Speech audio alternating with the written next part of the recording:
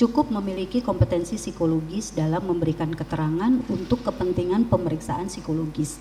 Meskipun dijumpai pada beberapa orang seperti Saudari Susi itu kecerdasannya memang di bawah sangat rendah, sehingga butuh kesabaran dan daya ingatnya juga tidak terlalu baik ya untuk Ibu Susi.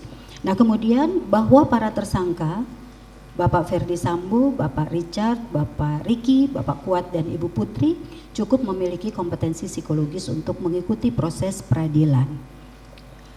Bahwa keterangan dan informasi yang diberikan oleh subjek pemeriksaan yang tadi telah kami jelaskan terkait dengan resum data peristiwa dan tentang gambaran umum serta profil psikologis tersangka secara umum dapat diterima sebagai dasar untuk analisis profil psikologis termasuk dalam kaitannya dengan peristiwa dugaan tindak pidana pembunuhan. Dan kemudian didapatkan profil Ferdi Sambo seperti yang tadi sudah saya sampaikan, juga profil Ibu Putri sudah disampaikan, profil Bapak Richard sudah disampaikan, profil Bapak Ricky dan Bapak Kuat juga sudah disampaikan, dan kemudian pada simpulan ke-9 ada keterbatasan data untuk menarik simpulan profil psikologis Nofriansyah Yosua karena yang bersangkutan sudah meninggal dunia. Meskipun demikian, diperoleh informasi yang konsisten dari para informan dan tersangka mengenai beberapa hal. Jadi beberapa hal inilah yang bisa kami simpulkan.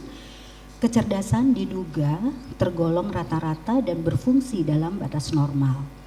Tidak dijumpai adanya riwayat tingkah laku Yosua dalam melanggar aturan, terlibat perkelahian dan penyalahgunaan narkotika, nafsa. Di masa kecil sampai di usia remaja ia dikenal sebagai anak dengan karakter yang baik, aktif dalam berbagai kegiatan dan positif di lingkungannya.